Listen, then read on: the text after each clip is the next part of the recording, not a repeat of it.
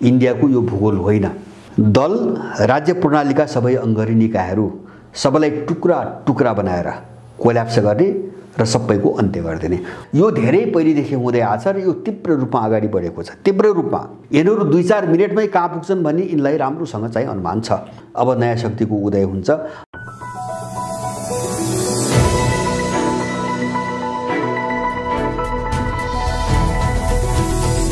हिमाल online TV. नेपालको पछिल्लो राजनीतिक घटनाक्रम, अन्तर्राष्ट्रिय भू राजनीति, विशेष गरी विश्वका शक्तिशाली राष्ट्रहरूको शीत युद्ध, नेपालप्रतिको भू रणनीतिक महत्त्वले नेपालको दलीय संरचनामा कस्तो प्रकारको असर पार्छ? त्रिमूल नेपालका अध्यक्ष राजनीतिक विश्लेषक भरत दाहालसँग कुराकानी गर्दैछौँ। स्वागत छ दाइ यहाँलाई। हजुर, धन्यवाद। नेपालको आजको राजनीतिक तस्बिर, दलहरूको भूमिका र प्रस्थान बिन्दु के हो, त्यहाँबाट सुरुवात गरौँ दाइ।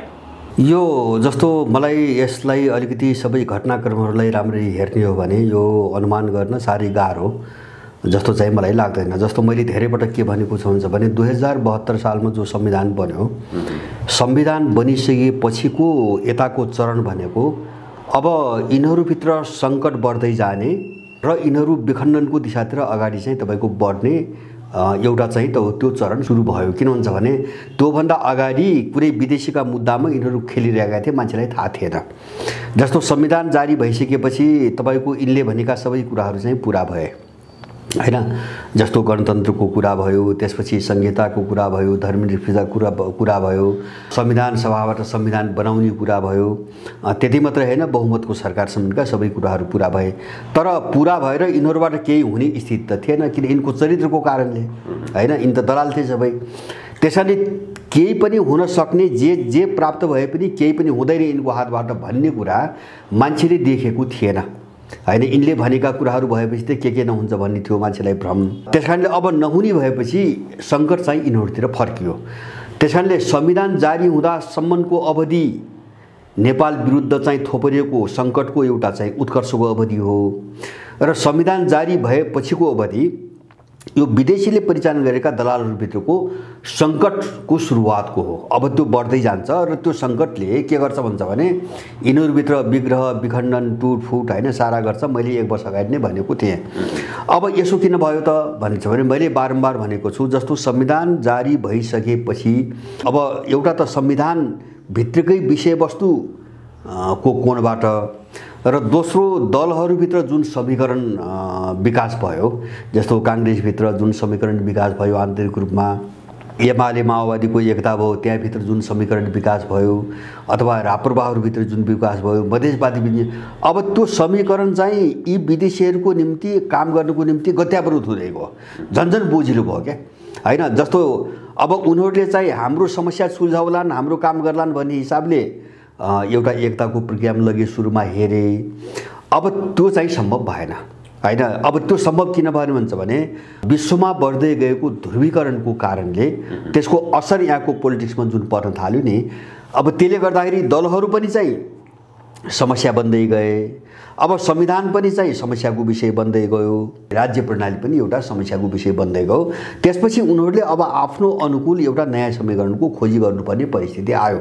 मैले भन्न खोजेको जस्तो अमेरिकनहरूलाई चाहिँ उसको काम गर्ने तत्त्वहरू सबैतिर उनले छान्नुपर्ने स्थिति आयो र तिनको एउटा एलायन्स बनाउने बाहिर र सरकार चाहिँ हत्याउने।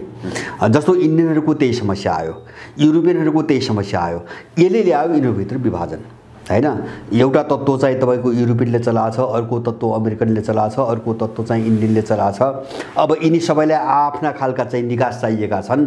अब त्यो अहिले भएका दलहरूबाट नभएपछि तिनलाई त तोड्नु पर्यो हैन। जस्तो माओवादी र एमाले जुटाए नि, अब केही काम गर्नुको निम्ति, सोचको निम्ति जुटाए, त्यही काम नै भएन, एमसीसी रोक्यो हैन। अब एमसीसीको गत्यावरोध कसरी खोल्ने त भन्दाखेरि त्यो तोडेर नयाँ समीकरण बनाउने, ताकि त्यो चाहिँ अगाडि बढ्ने एउटा वातावरण बनोस्। त्यसकारणले गर्दाखेरि अब यिनीहरूको यो समस्या चाहिँ जो आइरहेछ नि, यो समाधान हुँदैन। यो विखण्डनमै जान्छ, विसर्जनमै जान्छ, यो समाधान हुँदैन भन्ने कुरा झन् पछि चाहिँ हामीले देखिरहेछौँ। हिजो एमाले माओवादी, एमालेभित्र माधव नेपाल र केपी ओली, अब चाहिँ तपाईँको बाबुराम उपेन्द्र चाहिँ महन्त ठाकुर, राप्रपाभित्र पनि त्यही हाल अगाडि बढिरहेछ भनेपछि सबैको विघटन अब चाहिँ अनिवार्य प्रक्रिया हो, अबको अनिवार्य प्रक्रिया हो। एउटा चिज हामीले यो बुझ्नुपर्छ, यो उनीहरूभित्र सुरु भएको सङ्कटको नतिजा हो। अब अहिले अमेरिकनहरूको कस्तो छ भन्छ भने उनीहरू सायद यो इतिहासमा, अमेरिकाको यो तपाईँको इतिहासमा सबैभन्दा ठुलो सङ्कटको दौरबाट गुज्रिरहेका छन् होइन। जस्तो दक्षिण चीन सागरमा चीनसँग त उल्झिरहेकै थिए, अब अहिले युक्रेनको मसलालाई लिएर रसियनहरूसँग चाहिँ कतिखेर चाहिँ मुठभेड हुन्छ भन्ने खालको वातावरण बनिरहेछ। अब त्यस्तै गरेर उनीहरू एकातिर चाहिँ यो उदयमान शक्तिहरूसँग उनको टक्राव बढ्दै जानु, एउटा कारण बढ्दै जानु, दोस्रो चाहिँ हिजोको जो एलाइ थियो, जो गठबन्धन थियो, त्यो भित्र चाहिँ ठुलो विभाजन आइरहेछ। जस्तो जर्मनी, युरोपको पावर हाउस भनेको सबभन्दा ठुलो शक्ति भनेको जर्मनी हो। अब जर्मनीसँग लगभग सम्बन्ध टुट्छ कि भन्ने खालको परिस्थिति आइसकेको छ। त्यो के कारणले भन्छ भने रुससँग यो प्राकृतिक ग्यासको जो पाइपलाइन समुद्रको भित्री तहबाट अगाडि बढाएको छ जर्मनीसम्म पुर्याउने, त्यो रोक्नुपर्छ भन्ने अमेरिकनहरूको माग छ। किन त्यसले चाहिँ त्यो ग्यास लाइन पाइपलाइनले युरोप विभाजित हुन्छ एउटा, दोस्रो कुरा रसियन अर्थतन्त्र बलियो हुन्छ र तेस्रो युरोपभित्र रुसको चाहिँ भूराजनीति एकदमै बलियो भएर जान्छ र अमेरिका सिद्धिन्छ। त्यसकारणले त्यो सम्झौता तोड्नुपर्छ भन्ने चाहिँ अमेरिकनहरूको शर्त छ र त्यसैमा आधार भएर उनले जर्मनीमाथि पनि प्रतिबन्ध लगाइरहेछन् केही चिजहरूमा। तर जर्मनी यो मान्ने पक्षमा छैन। किन भन्छ भने जर्मनीको भविष्य भनेकै त्यही पाइपलाइन हो, त्यही पाइपलाइन हो। त्यसकारणले जर्मनी यो मान्दैन र अब उनीहरू बिचको द्वन्द्व कहाँ आइरहेछ भन्छ भने पहिलो र दोस्रो विश्वयुद्धमा अमेरिकनहरूले जर्मनका विरुद्ध जुन भूमिका खेले अथवा चाहिँ तपाईँको अरू युरोपियनहरूले जर्मनीका विरुद्ध जुन भूमिका खेले, अब त्यो चाहिँ तुस चाहिँ तपाईँको जर्मनीमा बढ्दै गएको बुझ्छु मैले होइन। किन भन्छ भने अब डरले शक्तिले नभएपछि कसैसँग मिल्ने एउटा कुरा हो होइन। जस्तो मौका आयो, वातावरण बन्यो भने अनि हिजोको बदलाको भावना त जाग्छ। जर्मनी दुईटा युद्धमा जो थेलो पार्यो नि आफूलाई, अब त्यसको एउटा बदला लिने चाहिँ मनोविज्ञानबाट अगाडि बढिरहेको मैले देख्छु। त्यसकारणले जर्मनी र अमेरिकनहरूको बिचको चाहिँ सम्बन्ध सुध्रिने र रुससँग बिग्रिने सम्भावना मैले देख्दिनँ। अर्कोतिर चीनको अर्थतन्त्र चिनिया इतिहासमा पहिलो पटक इतिहासमै सबभन्दा माथि पुग्यो जीडीपीको वृद्धि दर 18.3% पुग्यो, उनीहरू माइनसमा छन्। अब यसले गर्दाखेरि उनलाई चाहिँ जसो जुन देशमा आक्रमण गरे त्यहाँ पैसा छैन, शक्ति पनि कमजोर भयो, पैसा पनि छैन, त्यो भएर उनीहरू अफगानिस्तानबाट फर्कन खोजिरहेछन् र त्यो शक्ति कहाँ लाउनु पर्यो त भन्दाखेरि जस्तो चीन र रुसका विरुद्धमा लाउनु पर्यो। अब यस्तो उल्झन छ। अब त्यही भएर चाहिँ जस्तो मान्छे चाहिँ आक्रामक कुन बेला हुन्छ भन्छ भने जस्तो अमेरिकनहरूको एमसिसी प्रकरणमा देखिन्छ नि, या त मान्छे आफ्नो अनुकूल वातावरण भएर एउटा उन्माद चाहिँ बढ्यो भने मान्छे एकदम आक्रामक हुन्छ, या त अब चाहिँ विनाशको चाहिँ तपाईँको चरणतिर गयो मर उपाय केही पनि देखेन भने मान्छे आक्रामक हुन्छ होइन। आक्रामक भए जस्तो हुनुपर्छ। अमेरिकाको स्थिति त्यही हो अहिले होइन। जस्तो नवर्सने मेघ गर्जिन्छ भन्छन् नि होइन, नवर्सने मेघ गर्जिन्छ भने उखान्छ नि। अब अमेरिका नवर्सने मेघ हो, अहिलेको युगमा नवर्सने मेघ हो। त्यस कारणले ऊ चाहिँ एउटा ठुलो स्वर एकदम आक्रामकपना देखाएर चाहिँ तपाईँको कसरी आफ्नो मिसन पुरा गर्ने भन्नेमा छ। एमसिसी प्रकरण त्यही हो। अहिले उनले धम्की देखाएर जसरी पनि एमसिसी पारित गर्ने भनेर चाहिँ लागिरहेछन् यहाँ संसदबाट मात्रै।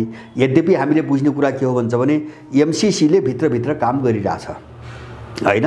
यो चाहिँ सम्झौता भएपछि अगाडि बढ्छ भन्ने कुरो भ्रम हो। उसले काम अगाडि बढाइरहेछ। जस्तो चाहिँ जग्गा अधिग्रहण गर्ने, ठाउँ चाहिँ तपाईँको आफ्नो चाहिँ योजनाहरू बनाउने काम गरिरहेछ। सरकारले जग्गा अधिग्रहणको निम्ति चाहिँ सूचनाहरू निकालेको सारा चिज बाहिर आइरहेछ।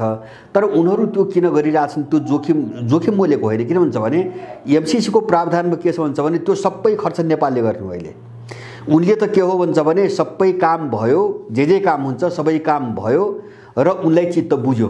अब उनीहरूको मिसन अगाडि बढ्छ, हामी ढुक्क छौँ भन्ने चाहिँ चित्त बुझ्यो भने उनले चाहिँ भुक्तानी दिने हो होइन। त्योभन्दा अगाडि त खर्च नेपाल हुन्छ। त्यस कारणले उसले खर्च गर्नु पनि परेको छैन होइन। त्यो पैसा भोलि फस्यो भने नेपालको पैसा फस्ने हो।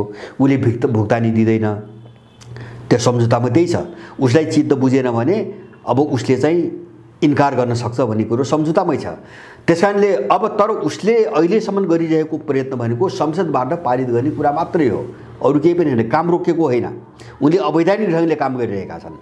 अब संसदबाट पारितको निम्ति यत्रो जोर जुलुम किन भइरहेछ भन्छ भने त्यो चाहिँ नेपालमा एमसीसीको नाममा अमेरिकी संविधान र कानुनलाई सक्रिय गर्ने उनको योजनाको एउटा हिस्सा मात्रै हो। संसदमा एमसीसीको कुरो त्यति कारणले उठेको छ। किन भन्छ भने संसदबाट पारित भयो भने नेपाल ईस्ट इन्डिया कम्पनी बन्छ हैन, अमेरिकाको हातमा जान्छ कानुनी रूपमा, त्यो प्रष्टै त्यो सम्झौतामा छ। अब चाहिँ ईस्ट इन्डिया कम्पनी भयो भने त अब नेपालभित्र त अमेरिकनहरूले जे पनि गर्न पाउने भए हैन, खुसी राजीसँग नेपालसँग सरोकार नराखिकन अमेरिकनहरू त जे पनि गर्न पाउने भए। अनि पुरै नेपाललाई किनेर भन्नुस् न एक खालले, जस्तो ईस्ट इन्डिया कम्पनी व्यापारको नाममा चाहिँ अतिक्रमण गरेर चाहिँ साम्राज्य चलायो होइन। यिनीहरू वैधानिक रूपमै नेपाल किनिकन सबैको मुख बन्द गरेर चाहिँ नेपालभित्रबाट चाहिँ तिब्बत विभाजनको रणनीति अगाडि बढाउने योजनामा उनीहरू आइरह हो। त्यसकारणले गर्दाखेरि एमसीसी जस्तो ओलीको जो प्रसङ्ग आयो नि अहिले, अब दलालहरूको यो ड्युटी हो। जस्तो उसको खाएको हुन्छ, उसले सत्तामा ल्याएको हुन्छ, उसैले पालेको हुन्छ हैन, उसैले विभिन्न अपराध गराएको हुन्छ। त्यसकारणले त्यसबापत उनीहरूले गर्नुपर्ने ड्युटी त गरिने भए, त्यसकारणले एमसीसी भन्छन्। तर हामीले बुझ्ने के हो भन्छ भने यिनीहरूले एमसीसी पारित गर्ने कुरा त यिनको अहिलेको मात्रै होइन, यिनको 7 पुस्तासम्मको औकातले भेट्दैन। माओवादी मात्रै होइन, एमाले भित्र पनि काङ्ग्रेस भित्र पनि जस्तो एमसीसी देशका विरुद्धमा छ, यसलाई देशलाई ईस्ट इन्डिया कम्पनी बनाउँछ भन्ने मान्छे धेरै छन्, सबैतिर छन् हैन। अब सापकोटा कुकुर पनि त्यही हो, उनी चाहिँ देशभक्तिको मामिलामा खराब हुन् भन्ने चाहिँ मलाई लाग्दैन मेरो व्यक्तिगत अनुभवमा, तर प्रचण्डको त्यो होइन। जस्तो एकदम सापकोटाले अडान दिनु भएको छ नि, पद गए जाओस् तर म यो राष्ट्रघाती सम्झौता गर्दिन भनेर भन्नुभएको। अब त्यो दुईटा कोणबाट, एउटा चाहिँ उनको गुटगत लडाईँको कुरा पनि जोडियो त्यहाँ हैन, जस्तो केपी ओलीसँग लडाईँको कुरा पनि जोडियो। दोस्रो चिज चाहिँ तपाईको हिजो चाहिँ एमाले माओवादी सँगै हुँदाखेरि जो चाहिँ तपाईको विवाद हो एमसीसी विषयमा, अब त्यो ध्रुवीकरणले पनि काम गरेको छ।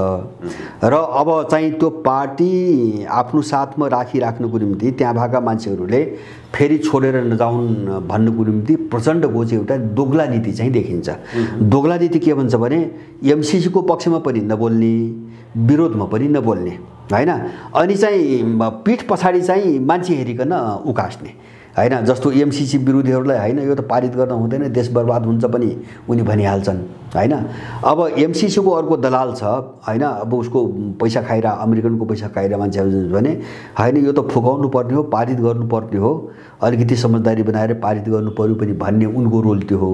र मैले अहिलेसम्म प्रचण्डले खुलेर विरोध गरेको पनि मैले सुनेको छैन र खुलेर समर्थन गरेको पनि मैले सुनेको छैन। मलाई लाग्छ उनको भूमिका सधैँभरि त्यही हो, भोलिसम्म त्यही हो।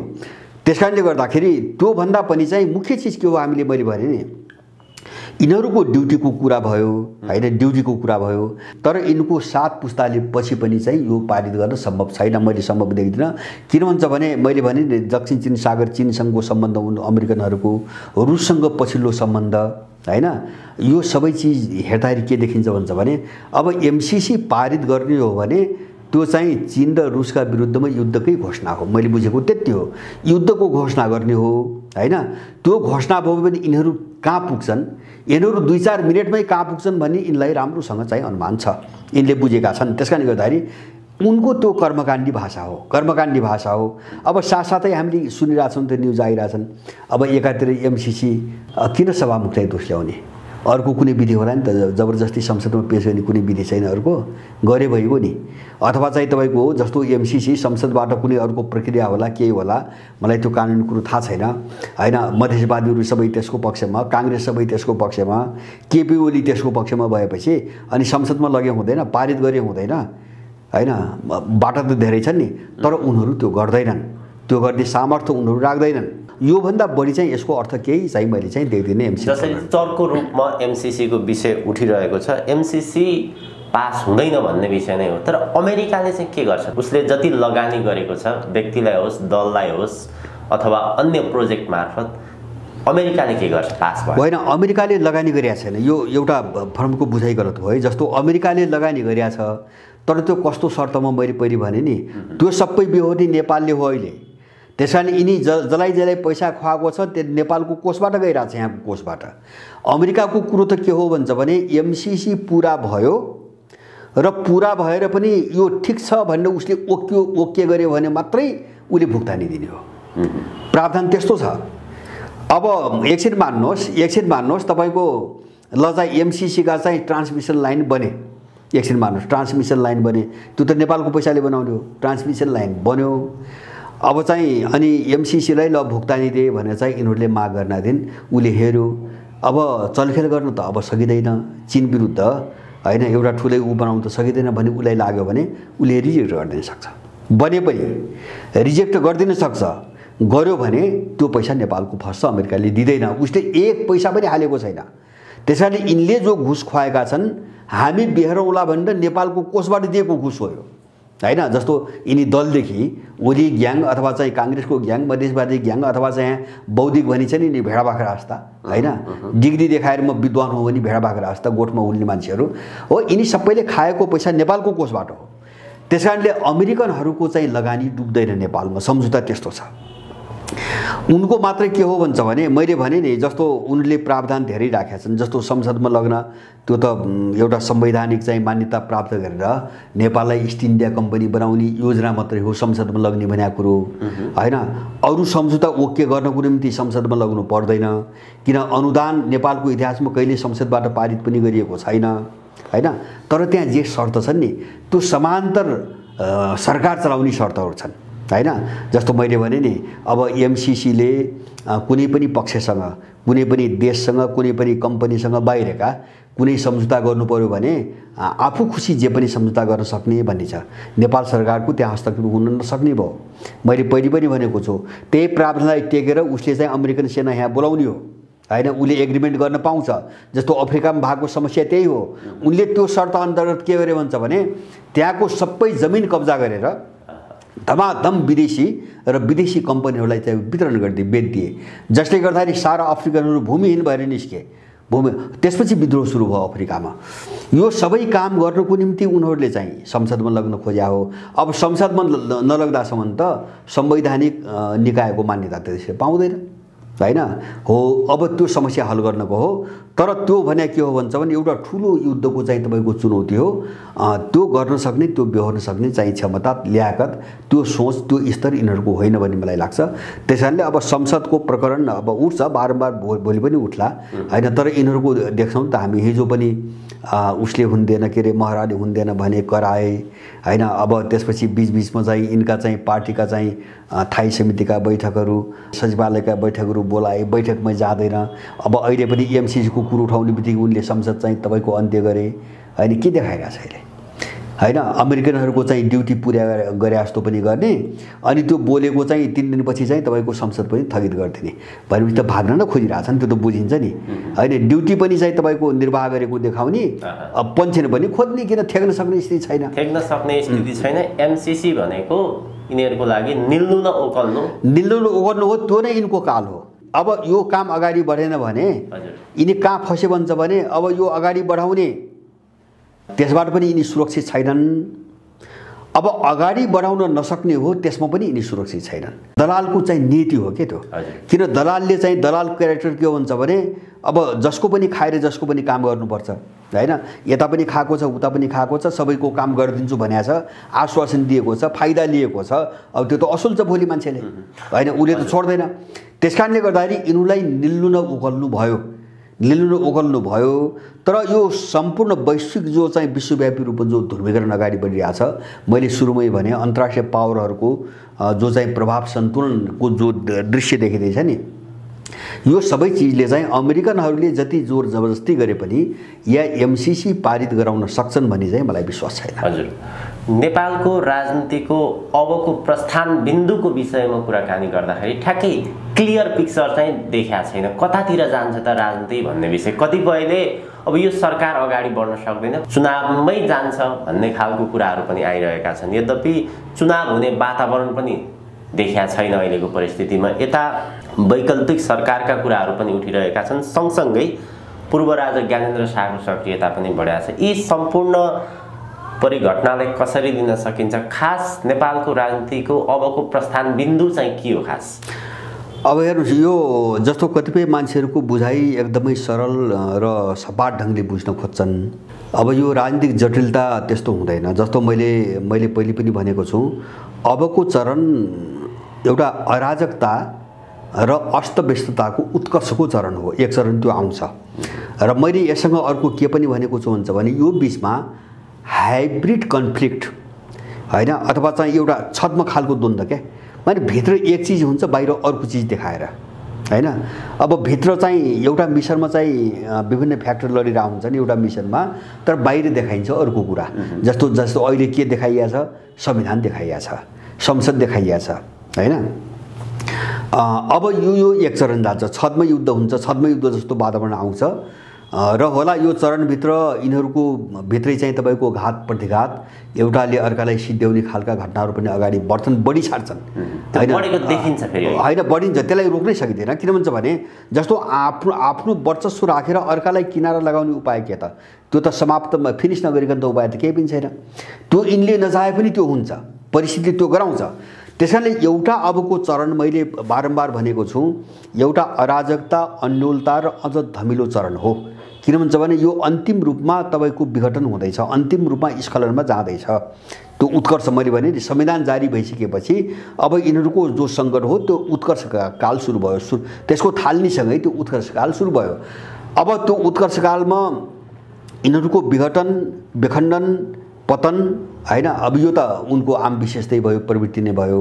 त्यसकारणले एउटा चरण चाहिँ तपाईँको धमिलो हुन्छ, यो सङ्लिँदैन। यो धमिलो के कारणले हुन्छ भने सङ्लिनको लागि हुन्छ, सङ्लिनको लागि हुन्छ। जस्तै विश्वव्यापी रूपमा तपाईँको हेर्दा अहिले चाहिँ पुरानो शक्तिका विरुद्धमा जो एउटा बहुध्रुवहरू बनिरहेछन् नि होइन, जस्तो चिनिया ध्रुव, रसियन ध्रुव, अहिले युक्रेनसँग आउँदाखेरि रसियनहरू उनमाथि एकदम भारी शक्तिको रूपमा देखा परिसके। उनलाई ठेक्न, एउटा देशलाई सिङ्गो नेटोभित्र आबद्ध 30 देशले ठेक्न नसक्ने परिस्थिति पैदा भयो आज। त्यसमा पनि नेटोभित्र विभाजन भयो होइन। टर्की उनको विरुद्धमा छ, जर्मनी त्यो ग्यास पाइपलाइनको कारणले उनकै विरुद्धमा उभिनुपर्ने परिस्थिति आइसक्यो। अब एउटा यो ध्रुवीकरण र त्यसको चाहिँ छाया जो नेपालमा परेको छ नि, त्यसबाट हुने ध्रुवीकरण। किन भन्छ भने यहाँको सङ्कट त यहाँभित्रको अरू कुनै कारणले भएको त होइन, रणनीति त उनकै हो, इन्डो पश्चिमा शक्तिहरूकै रणनीति हो। अनि नेपाललाई यहाँसम्म ल्याउनुको निम्ति यिनले दरबार हत्याकाण्ड, दासढुङ्गा हत्याकाण्डदेखि लिएर 10 वर्षीय युद्ध, बारमती समझदारी, धेरै चिज गरेका छ। जस्तो अन्तर्राष्ट्रिय ध्रुवीकरणमा जब इन्डो पश्चिमा शक्तिहरूको यो दुर्दशा छ, मैले भने नि उनको बिचमा विभाजन सुरु भएको छ, विखण्डन सुरु भएको छ, नेटोभित्रकै चाहिँ टर्की अर्कोतिर छ, चाहिँ जर्मनी अर्कोतिर जाँदैछ, बाँकी देश अर्कोतिर जाँदैछन्, त्यो इम्प्याक्ट नेपालभित्र पनि पर्ने नै भयो। त्यस कारणले यिनको विघटन हो। त्यसकारण मैले भने एउटा चरण धमिलो आउँछ, त्यसपछि यिनीहरूको टोटल विसर्जन हो।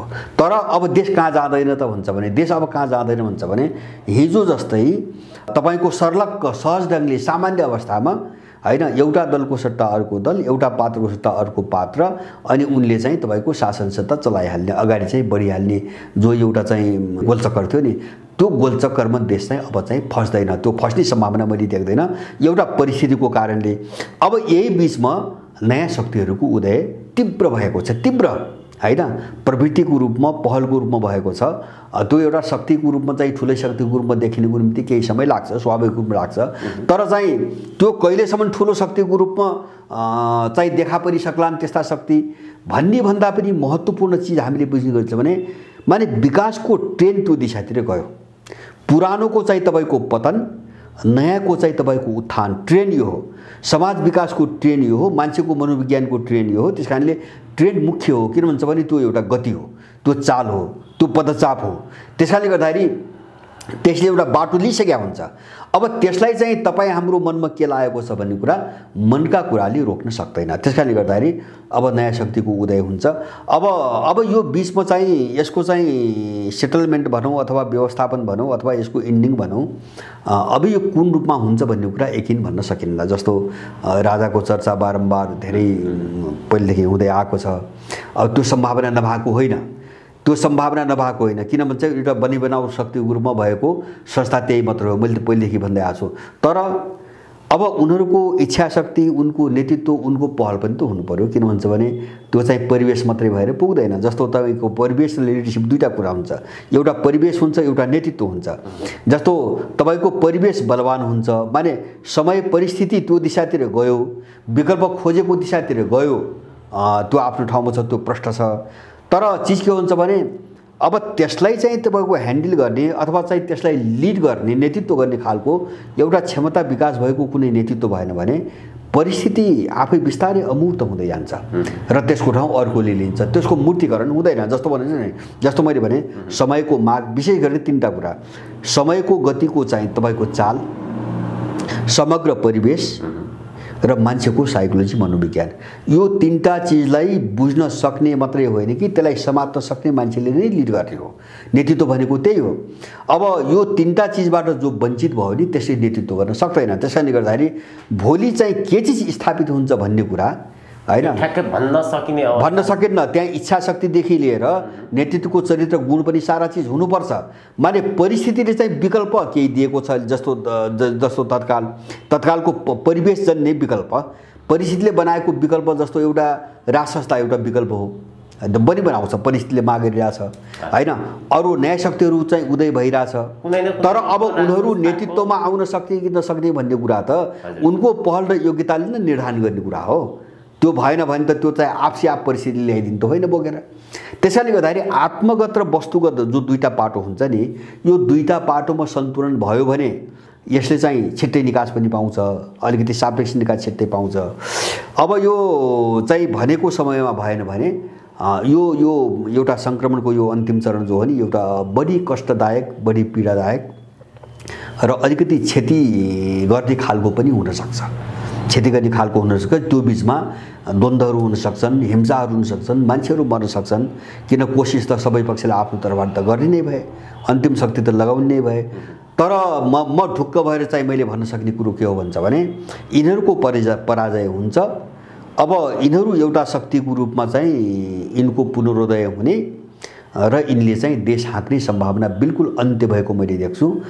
त्यसकारणले यिनको यो यिनीभित्रको जो टुटफुट विग्रह चाहिँ मार्काट छ नि, यसको पनि अब चाहिँ समाधान छैन भने चाहिँ कुरामा म स्पष्ट छु।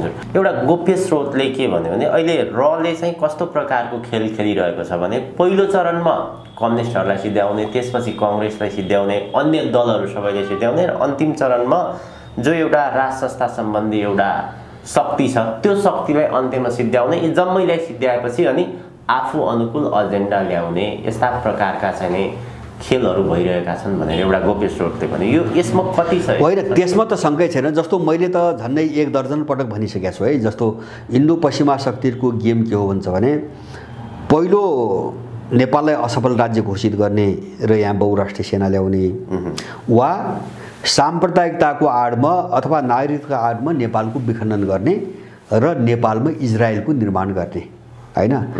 जस्तो पश्चिम एसियामा इजरायल बनाउने, इजरायलमा अर्को नेपाल बनाउने र त्यो आफ्नो फौजी स्टेसनका रूपमा बदल्ने। यो दुईटा कुरा नहुँदासम्म चीनका विरुद्ध बस्ने उनको सैनिक क्याम्प त नेपाल त बन्न सक्दैन। या त असफल राज्य घोषित भएर उनको बहुराष्ट्रिय सेना आउनु पर्यो, या नेपाल विखण्डन भएर कुनै एउटा टुक्रामा उनी आएर बस्नु पर्यो इजरायलमा बसे जस्तै हैन। नत्र त नेपाल त उनको चाहिँ सैनिक बेस क्याम्प त हुँदैन त्यो टुक्राउनुको निम्ति। अब यसको निम्ति मैले बारम्बार म फेरि दोहोऱ्याउँछु, साह्रै महत्त्वपूर्ण छ, उनले नेपाललाई समाप्त पार्न छानिकन केही चिजमाथि हमला सुरु गरे सुरुदेखि। जस्तो त्यसमध्ये एउटा हमला नेपालको इतिहास, जस्तो चाहिँ पृथ्वीनारायण शाहमाथि आक्रमण, नेपालको पूर्ण एकीकरणलाई यिनले गोर्खा साम्राज्यको विस्तार भन्न लगाए र पृथ्वीनारायणलाई खलनायक बन्न लगाए। त्यसको कारण के थियो भन्छ भने नेपाल, वर्तमान नेपाललाई यसको इतिहासबाट अलग्याइदिने र इतिहासबाट अलगिसकेपछि त नेपाल त सिद्धियो। उनले इतिहासमाथि एट्याक गरे एउटा। दोस्रो चाहिँ तपाईँको सामाजिक सम्बन्धमाथि आक्रमण गरे। जस्तो हामी बोलिरहेको भाषालाई, सम्पर्क भाषालाई उनले खस भाषा भनी प्रचार गर्न लगाए, जबकि यो खस भाषा होइन। मलाई चाहिँ खस भाषा म पनि बुझ्दिनँ, जो सुदूरपश्चिममा बोलिन्छ त्यो खस भाषा म पनि राम्रोसँग बुझ्दिनँ। र अब यो भाषामाथि आक्रमण गरेर यसलाई खारिज गराउने कुरा चाहिँ कहाँबाट आएको थियो त भन्छ भने मेचीदेखि महाकाली, उत्तरदेखि दक्षिण चाहिँ जो एउटा विभिन्न समुदाय, सबै समुदायको बिचमा सम्पर्क हामी जोडिने त एक मात्र माध्यम यहाँको बसेको त भाषा हो। अब यसलाई खारिज गरिदिएपछि सबै समुदाय अलग थलग हुन्छन्, एउटाको अर्कोसँग सम्बन्ध हुँदैन, बन्द हुन्छ र त्यहाँबाट चाहिँ अलग्याउने दोस्रो रणनीति। तेस्रो मैले भन्ने गरेको छु भूगोलको खण्डीकरण, भूगोल निशाना बन्यो। जस्तो पहिचानको बहानामा अथवा चाहिँ जातीय रङको बहानामा एउटा क्लस्टरको कुरो उठाएर कुनै निश्चित मान्छेहरू बसोबास गरेको एउटा क्षेत्रलाई एउटा प्रदेश वा जातीय राज्य बनाउने आयो। त्यो के हुन्छ भने समुदाय पिच्छे अथवा संस्कृति पिच्छे अथवा भाषा पिच्छेका सानसाना चाहिँ समानान्तर राष्ट्र निर्माण गर्ने उनको एजेन्डाबाट संहिता आएको एटेक भयो भूगोलमाथि। र चौथो चाहिँ अब आक्रमणको निशाना मान्छे हो हैन, मान्छे हो। यो धेरै पहिलेदेखि सुरु भएको छ र यो चाहिँ तपाईको माओवादी चाहिँ तपाईको काल यो शान्ति प्रक्रियामा आएपछि एकदमै तीव्र भयो। त्यसको पूर्वाधार बनाइयो 2047 सालमै जस्तो वैदेशिक रोजगारको नीति र त्यो तीव्र पार्यो माओवादी युद्ध मार्फत, माओवादी तीव्र पार्यो। अब त्यो कारण के हो भन्छ भने एउटा कारण के हो भने दुईटा कुरा जोडेका छन्। एउटा नेपालबाट नेपालीहरूलाई चाहिँ निकालेर देश खाली गर्ने र जनसङ्ख्या के अरे चाहिँ नागरिकता ऐन जो विदेशीलाई नागरिकता दिन बारम्बार कुरो उठ्यो, पारित भयो जन्मको आधारको नागरिकता ऐन, अहिले पनि चाहिँ एउटा ऐनको निम्ति यहाँ बवन्डर भइरहेछ। अनि नागरिकताबाट विदेशीहरू सबै नेपालमा भर्ने र तिब्बत विभाजनको निम्ति लड्नको निम्ति विदेशीहरूकै एउटा विशाल फौज बनाउने नेपाली नागरिकताको खोलभित्र उनको त्यो रणनीति छ। किन त्यसको निम्ति त नेपाली त लड्दिन्न नि, तिब्बत टुक्र्याउनुको निम्ति नेपाली त लड्दिन्न, त्यसकारणले नेपाली निकाल्ने विदेशी भर्ने नागरिकता ऐन त्यहाँबाट आइरहेछ। र अब दोस्रो वैदेशिक रोजगारको नीति मैले बारम्बार भनेको के हुन्छ भने मान्छेलाई तीनटा चरणबाट उनले समाप्त पार्न खोजिरहेछन्। एउटा पहिलो चरण हो अलगाव। अलगाव भनेको तपाईको परिवारबाट अलग, समाजबाट अलग, देशबाट अलग, जस्तो वैदेशिक रोजगारमा त्यही भइरहेछ।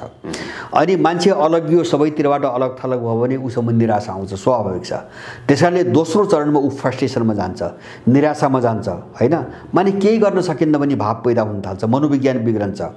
अनि त्यो चाहिँ निराश हुँदै गएको मान्छे तेस्रो चरणमा कहाँ पुग्छ? डिप्रेसनमा पुग्छ। अब डिप्रेसन भने के हुन्छ भने एउटा भ्याकुम खालीपनको अवस्था हो, दिमागमा केही पनि हुँदैन, सोच्नै सक्दैन मान्छेले। हो त्यो चरणसम्म मान्छेलाई पुर्याएर नेपालीहरूलाई वैदेशिक रोजगारको नाममा डिप्रेसनमा पुर्याएर अनि उसको खाली दिमागलाई चाहिँ आत्मघाती बमको रूपमा प्रयोग गर्ने देशकै विरुद्धमा र चिनीहरूको विरुद्धमा यो सबै डिजाइनले चाहिँ मान्छेमाथि आक्रमण गरियो हैन।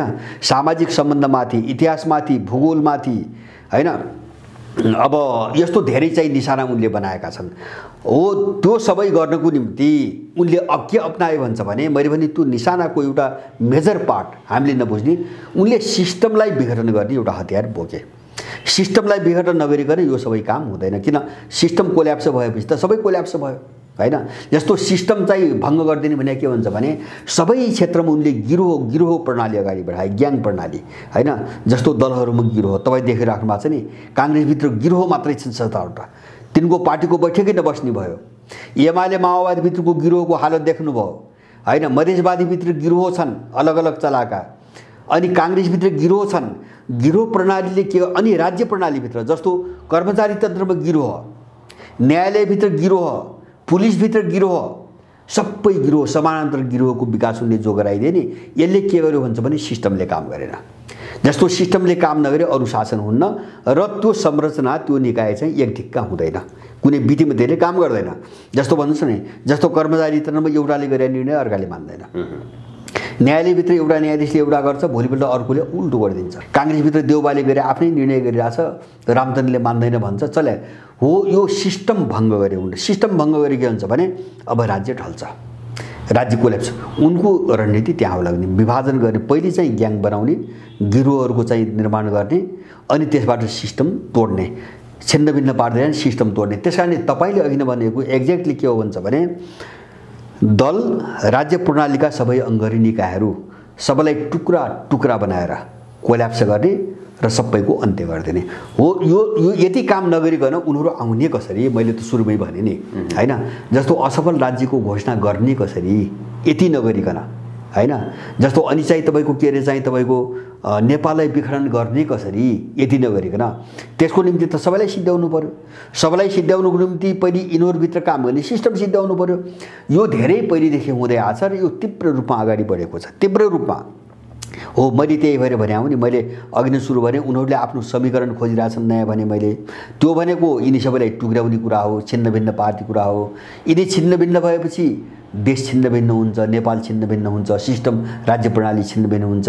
त्यसपछि अब यहाँ प्रतिरोध गर्ने अथवा नियम कानुन विधि विधान कुनै पनि चिजले काम नगर्ने भएपछि अब उनीहरू आउने बाटो खुल्यो। किन प्रतिरोध हुँदैन? प्रतिरोध गर्ने चिज त केही पनि बाँकी रहेन। अब उनी आउने बाटो खोल्यो। त्यो मिसनमा विदेशीहरू छन् र त्यो उनको सोच त्यही नै हो। त्यस कारणले अब यिनी यहाँ जो छन् नि दलाल हैन, यिनता चारवटा कनिका दिएर चाहिँ काम गराएका दलाल मात्रै हुन्, उनका छोराछोरी होइनन् हैन। यिनले पनि बुझ्नुपर्ने कुरा उनका छोराछोरी पनि होइनन् हैन। यिनीप्रति उनको माया पनि छैन, प्रयोग गरे हो। यिनका एजेन्डा पनि प्रयोगै हुन् हैन। जस्तो हामीले देख्छौँ नि त अब यिनको संविधान पनि प्रयोग हो, त्यसबाट काम हुन सकेन भने यसलाई पनि उल्टाइदिन्छन्। यिनले गराउने एकता पनि प्रयोग हो, त्यसबाट भएन भने टुक्राइदिन्छन्। अब यिनका एजेन्डा पनि चाहिँ प्रयोगै हुन्, यिनी एजेन्डाबाट काम भएन भने एजेन्डा उल्टाइन्छन्। त विदेशको मिसन सधैँभरि यस्तै हुन्छ हैन। जस्तो अमेरिकाले बिन लादेन उठायो, आफै मार्यो, सद्दामलाई चाहिँ कुगराएर सत्तामा ल्यायो, इरानसँग लडायो, आफै मार्यो हैन। अफगानिस्तानमा चाहिँ तपाईँको के अरे चाहिँ तालिबान पनि यसरी बनाएको। के अरे चाहिँ बाबरा करमाल पछि चाहिँ नजिबुल्लाह थिए पछिल्लो कालमा सोभियत समर्थक, उसको विरुद्धमा चाहिँ तपाईँको मुजाहिदिनहरू उठायो, तालिबान जन्मायो। तालिबान त भर्खरै त्यस धेरै पछि जन्मेको हो। अनि चाहिँ तपाईँको उनीहरू सत्तामा आए, अनि चाहिँ मुजाहिद्दिन सत्तामा आए सोभियत सङ्घको सत्ताको विरुद्धमा। अनि मुजाहिद्दिनका विरुद्धमा चाहिँ तिनलाई चाहिँ फेरि स्थिर हुन नदिन तालिबान जन्मायो। तालिबानले 4 वर्षमा कब्जा गर्यो, जन्मेको 4 वर्षमा कब्जा गर्यो अमेरिकन सहयोगमा। अनि तालिबान आइसकेपछि फेरि त्यसका विरुद्धमा चाहिँ आफै लाग्यो भने स्थिरता यिनले कहीँबाट पनि हुन दिन्नन्। किन? यिनको आफ्नो हुँदैनन्, सबै प्रयोग गरेका दलाल हुन्छन्, आफ्नो हुँदैनन्। नेपालमा पनि अब यथार्थ त्यही हो। त्यस कारणले मैले देखेको अब यो नीतिलाई रोक्ने इन्कार गर्न सक्ने हैसियत औकात र अब त्यो चाहिँ स्थिति यिनको होइन। किन? यिनी सबै बिकेका खाएका र उनबाट पालेका अपराधी भएको हुनाले अब यिनीहरूले नाइनास्ती गर्न सक्ने सम्भावना छैन। हामी यो जो वैश्विक चाहिँ ध्रुवीकरण छ नि, एउटा मल्टिपोलराइजेसन बहुध्रुवीकरण जो देख, अब यसको लयसँग तपाईँको जोडिएर अब हामी तीव्र रूपमा अगाडि बढ्न सक्यौँ भने यिनीहरू सम्हालिन गाह्रो छ। किन भन्छ लामो समयको अन्तर्राष्ट्रिय खेलको एउटा निर्णायक मोडमा आयो, निर्णायक उत्कर्ष हो। एक्ज्याक्टली होइन, उत्कर्ष हो भने हामीले एउटा कुराबाट बुझ्नुपर्छ। जसै मैले भने नि ग्लोबल परिस्थितिको कुरा गर्दाखेरि अमेरिकनहरूको जो स्खलन हामी देखिरहेछौँ नि हैन। जस्तो उत्तर कोरिया 2 पटक ट्रम्प आए हैन, टेरेनन् हैन, साउथ चाइना सी, ताइवानलाई उचाल्छन्, जापानलाई उचाल्छन्, केही लाग्दैन। अहिले युक्रेनलाई चाहिँ प्रयोग गर्न खोजे, केही पनि लाग्दैन। अनि त्यहाँ पनि उनी कति कमजोर भइसकेका छन् अमेरिकनहरू भन्ने कुरो त हामी एउटै कुरा मैले बारम्बार भनेको एमसिसी जब यिनको संसदबाट पारित हुन नसक्ने अवस्था सिर्जना भयो भने ग्लोबल राजनीतिमा अमेरिका एउटा कागजी बाघको रूपमा परिणत भइसकेको छ हैन। बाहिरको भारी भरकम संरचना छ हिजोको, तर भित्र त्यो कागजी बाघमा परिणत भइसकेको छ, त्यो खोक्रो भइसकेको छ। त्यसकारणले गर्दाखेरि हो मैले यो समग्र परिस्थितिलाई हेरिकन मैले भनेको अब त्यसले पालेका चाहिँ यिनी अपराधीहरूको केही पनि लाग्दैन, केही पनि लाग्दैन। खाली यो चाहिँ तपाईँको छिन्न भिन्न भएर विसर्जन हुन्छ नि, अवशेषहरू सबै मेटिने र एउटा नयाँको निर्माणको एउटा प्रक्रियाको निम्ति टाइम लाग्ने हो। मैले त्यसैलाई सङ्क्रमणकाल भनेको हो। त्यो बढी अलिकति झन् अन्यलग्रस्त देखिन्छ, बढी धमिलो हुन्छ, तर त्यो धमिलो सँगसँगै एउटा उज्यालो पाटो पनि आउँछ। अब नेपाल त्यो कोर्समा त्यो प्रक्रियामा अगाडि बढिसक्यो। यो इन्डियाको विषयमा अलिकति कुराकानी गरौँ। इन्डिया जसरी बाहिर देखाइएको जस्तो बलियो छ भनेर भनिन्छ, इन्डिया वास्तवमा आफैमा बलियो छैन, कमजोर अवस्थामा पुगिसकेको छ। धेरैले अनुमान गरेका, भविष्यवाणी गरेको हेर्दाखेरि इन्डिया टुक्रा टुक्रा हुने सम्भावना छ भनेर भनिन्छ। यस्तो परिप्रेक्ष्यमा पनि अब अहिले हेर्ने भने नेपालको राजनीतिमा उनको महत्त्वपूर्ण निर्णायक भूमिका नै देखिन्छ। वास्तवमा इन्डिया अहिलेको परिस्थिति के हो र पछिल्लो समय चाहिँ नेपालमा विशाल नेपालका कुराहरू पनि उठिरहेका छन्। यो गन्तव्य बाटो के हो यो इन्डियाको अहिलेको? अब सुन्नुहोस् है, अब बलियो केलाई भन्ने, अब यसका विभिन्न मापदण्ड हुन्छन्। मलाई लाग्छ एउटै चिजलाई हेरिकन बलियो भन्न मिल्दैन होइन। जस्तो कसैसँग सैन्य शक्ति बढी होला, अथवा त्यो नभएसँग कोही इकोनोमी ठुलो होला अथवा बलियो होला। इकोनोमी भन्नाले जिडिपी होइन, राजस्व भनौँ न। अब त्यसरी नै बलियो अर्थतन्त्र भन्ने गरिरहेको छ अहिलेको चाहिँ समाजमा, अहिलेको मान्यतामा। जुन देशसँग जिडिपी सबभन्दा, जिडिपी भन्नाले टोटल उसले उत्पादन गर्ने सामानको चाहिँ नगदमा चाहिँ तपाईँको मूल्य हो त्यो, त्यसलाई चाहिँ तपाईँको विकास भनेको छ, ठुलो भनेको छ।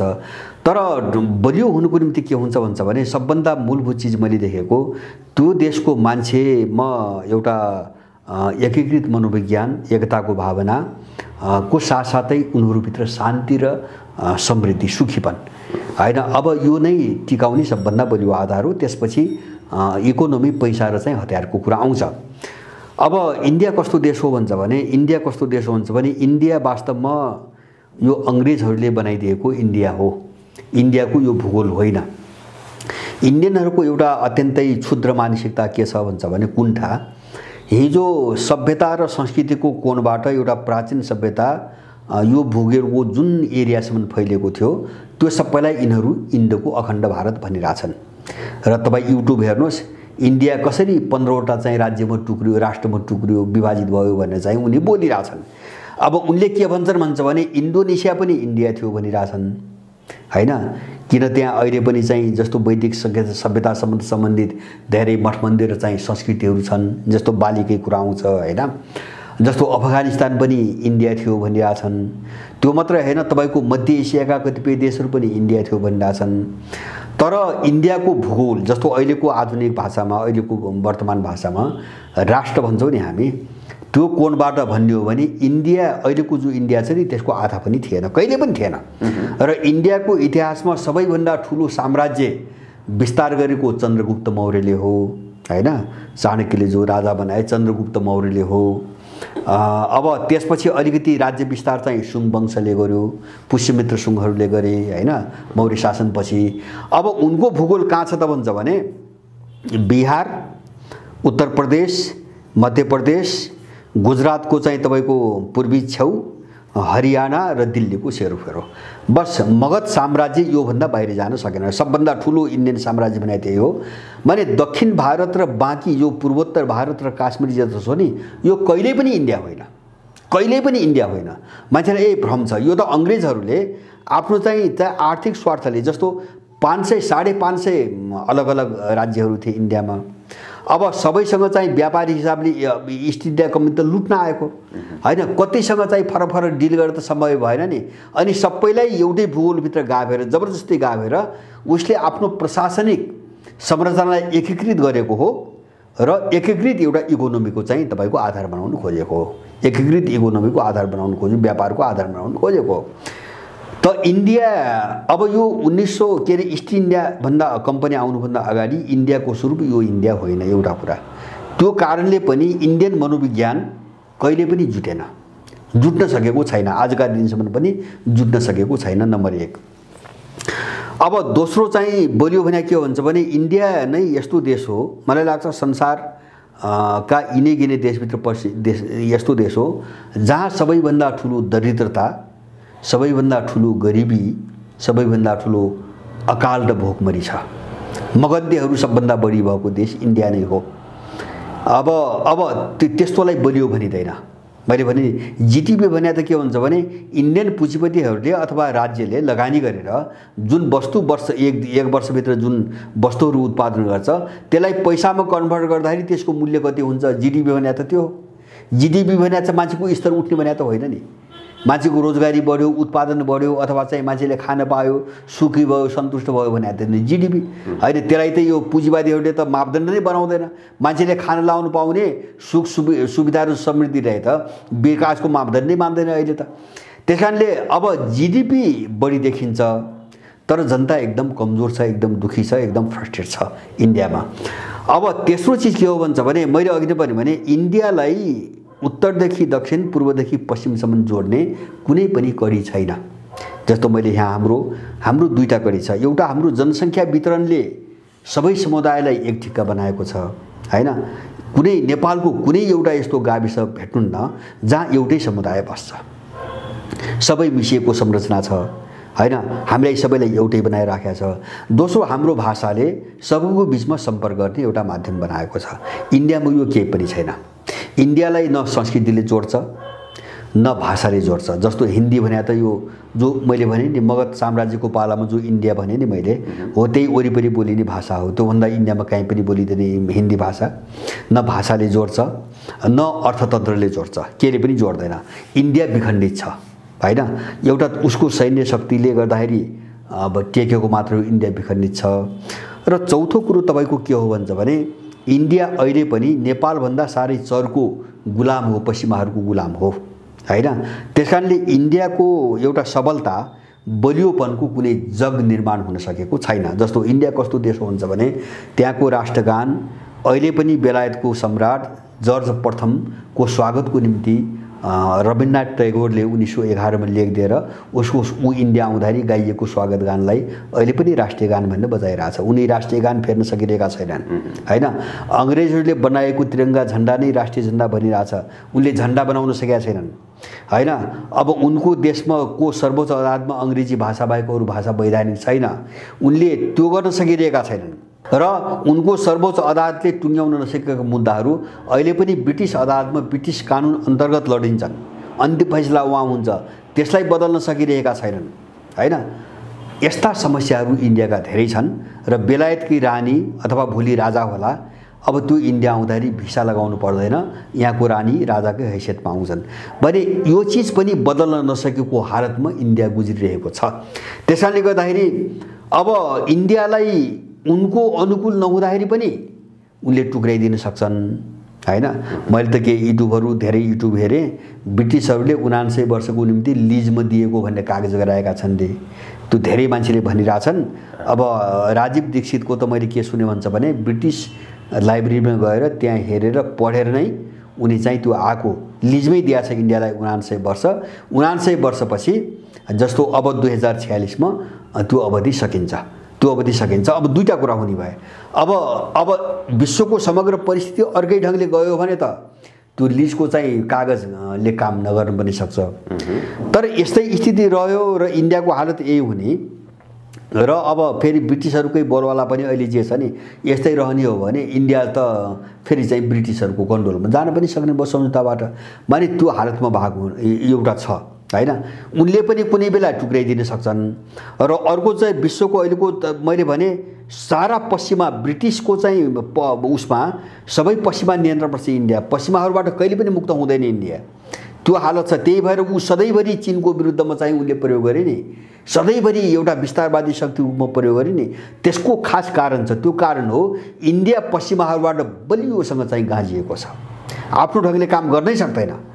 अब एउटा त्यो कारण, अब त्यो कारणले जो चीनका विरुद्धमा चाहिँ पटक पटक प्रयोग गर्न खोज्छन् नि, जस्तो 1962 को जस्तो युद्ध त हुँदैन। अब अहिलेको चीन त विश्वको महाशक्ति हो, त्यससँग पनि अहिले त रसियनहरु पनि जोडिए, एउटा गठबन्धन जस्तो बन्यो। अब चाहिँ युद्ध भयो र पश्चिमाहरुले प्रयोग गरे इन्डियालाई प्रयोग हो भने यो पक्षबाट यो शक्तिबाट तपाईको 24 घण्टा भित्रै इन्डिया टुक्रा टुक्रा हुन्छ, टुक्रा टुक्रा हुन्छ। त्यसलाई थ्याक्न सक्ने रोक्न सक्ने कुनै पनि सामर्थ्य इन्डियासँग छैन। त पूर्वोत्तर इन्डियादेखि लिएर काश्मीरदेखि लिएर त्यो मात्र हैन, अहिले गुजरातमा चाहिँ जुनागढमा पनि चाहिँ पाकिस्तानले दाबी गर्न थाल्यो हैन। जस्तो हैदराबादमा त्यस्तै असन्तुष्टि छ। अब अंग्रेजहरु गएपछि इन्डियाले धेरै पछि कब्जा गरेको हैदराबादलाई, गोवाको केस त्यही हो हैन। यस्तो समस्या इन्डियामा धेरै छ। त्यसकारणले गर्दाखेरि इन्डिया अबको यो चाहिँ जो ध्रुवीकरण हो नि, यो ध्रुवीकरणमा चाहिँ इन्डिया विभाजन हुने सम्भावना एकदम बढी छ, एकदम अप्ठ्यारो ठाउँमा बढी छ इन्डिया।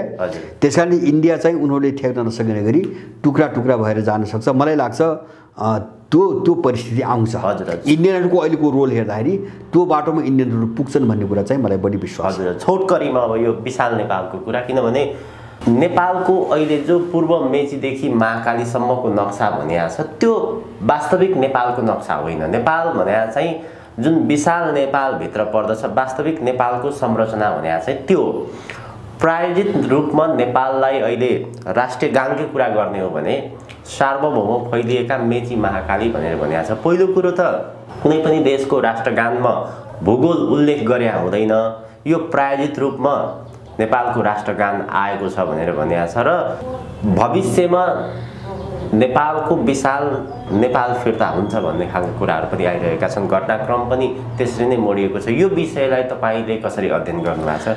वैद्य यस्तो हो, यो हामीले प्रयत्न गरेर आउने नगरे नआउने भन्ने कुरै होइन। मैले बुझे के हुन्छ भने नेपाल काँगडादेखि टिस्टासम्म पुगेको हो, नेपाल थियो, त्यो सबैले बुझेको कुरो भयो। अब त्यो भूभाग अवैधानिक ढङ्गले चाहिँ खोसिएको छ, त्यो पनि सबै नेपालीले बुझ्नुपर्छ। किन सुगौली सन्धि नै वैधानिक छैन होइन। सुगौली सन्धि के हो भन्छ भने यहाँको राजाले अङ्ग्रेजसँग वार्ता गर्न पठाएको मान्छेले सही गरेको छ होइन। उसलाई जब कि सही गायब होइन, उनले जागिर दिएर ठुलो सम्पत्ति दिएर इन्डियामा उतैतिर राखे, उनको खलक उतै छ, गायब त हुने नै भए होइन। ठुलो बिर्ता दिए नि, हजारौँ चाहिँ तपाईँको बिघा जमिन दिए। चन्द्रशेखर र अर्को एकजनाको गएको थिए, दुईटीलाई किन्यो नि ब्रिटिसहरूले। उनलाई हस्ताक्षर गर्ने अधिकार पनि थिएन, उनले गरे, राजाले लालमोहर लाएन। त्यस कारणले सन्धि नै अवैधानिक छ। त्यो कुरोबाट हामीले चाहिँ हिजोको नेपालको कुरो गर्नुपर्छ, नगर्ने होइन। अब त्यो फर्किने नफर्किने कुरा के हो भन्छ भने अब ठुल्ठुला उथलपुथल र चाहिँ तपाईँको युद्धका बेला धेरै देशका नक्साहरू चाहिँ तपाईँको गुमेका छन्, धेरै नयाँ नक्साहरू बनेका छन् सबै युद्धमा। पहिलो विश्वयुद्धमा त्यही भयो होइन, पछि त्यही भयो। दोस्रो विश्वयुद्धपछि त्यही भयो होइन। अस्ति 2014मा क्रिमियामा हामीले देख्यौँ होइन, युक्रेनै भयो। भनेपछि अब नहुने कुरै छैन, हुन्छ नै। त्यस कारणले गर्दाखेरि त्यो हामीले प्रयत्न नगरे पनि त्यो परिस्थिति आउन सक्छ। तर हामीले अहिले हेर्ने के हो भन्छ भने जस्तो एक थरी मान्छेको देख्छु नि मैले, ग्रेटर नेपालको मात्रै कुरा गर्ने होइन। जस्तो इमिडिएटली यति बेला हामीले के हुन्छ भने हामी त्यो सन्धि मान्दैनौँ, त्यो अवैधानिक छ, हामी यो अडानबाट पछि हट्न हुँदैन। तर ग्रेटर नेपाल भनेर चाहिँ मुद्दा निरन्तर दिनदिनै गरिराख्ने होइन, ग्रेटर नेपालकै मात्रै कुरा गर्ने, जो चिज तत्काल सम्भव छैन। तर नेपाल जहाँ चाहिँ पिसिएको छ, जहाँ समस्याग्रस्त छ, विदेशले जहाँ हानिराखेको छ, अहिलेका मुद्दामा बोल्दै नबोल्ने एउटा खराब प्रवृत्ति यहाँ देखा परिरहेछ। जे लड्नुपर्ने छ अहिले त्यो विषयमा चाहिँ एक शब्द पनि बोल्दैन होइन। जुन चिज अहिलेको निम्ति व्यावहारिक छैन, व्यावहारिकताको कोणबाट है, जुन चिज व्यावहारिक र सम्भव छैन त्यो मुद्दा मात्रै उछाल्ने गर्दाखेरि यिनको बुझाइ के हो भन्ने छ क्या मलाई। यिनको बुझाइ के हो? जस्तो हामीले त्यो चाहिँ सुगौली सन्धि इन्कार गरिसकेपछि त्यो ग्रेटर नेपाल भन्नै पर्दैन। सुगौली सन्धि हामीले नमानेपछि त्यो अवैधानिक हो, गलत ढङ्गले लादेको हो भनेपछि त नेपाल जो थियो त्यही नेपाल हुने हो होइन। तर अब त्यो सुगौली सन्धि हामी स्वीकार गर्दैनौँ भन्ने एउटा चाहिँ आफ्नो मान्यतामा अडिग भएर हामी त अहिलेका समस्यासँग भिड्नुपर्ने हो नि। तर ती मान्छे अहिलेको समस्याको विषयमा एक शब्द बोल्न चाहन्न होइन। यो गलत प्रवृत्ति छ यहाँ। त्यसैले गर्दाखेरि यस्ता चिजहरू बोल्नुपर्छ। जस्तो रणनीतिक रूपमा आफ्नो स्ट्यान्ड राख्ने, अडान राख्ने र कार्यनीतिक रूपमा अहिले हामीले अगाडि सामना गरेर समस्या त लड्नु पर्यो नि। त्यस कारण यो दुईटाको बिचमा तालमेल भएन भने त दुवै लडाइँ कमजोर हुन्छ। त्यो न हिजोको ग्रेटर नेपाल हुन्छ, न चाहिँ अहिलेको समस्या हल हुन्छ। त्यस कारण यो दुईटा अतितिर चाहिँ तपाईँको चाहिँ एउटा गर्ने छ नि त, यो समस्याबाट हामी जोगिनुपर्छ भन्ने लाग्छ मलाई। अब नेपाल अब हिजो त्यहाँसम्म थियो र त्यो गलत ढङ्गले अवैधानिक ढङ्गले कब्जा गरिएको हो भन्ने कुरामा हामी सबै प्रष्ट हुनुपर्छ। यथार्थ पनि त्यही हो। हस्, अत्यन्त धेरै धन्यवाद यहाँको महत्त्वपूर्ण समय र विचारको लागि। हजुर, धन्यवाद यहाँलाई पनि।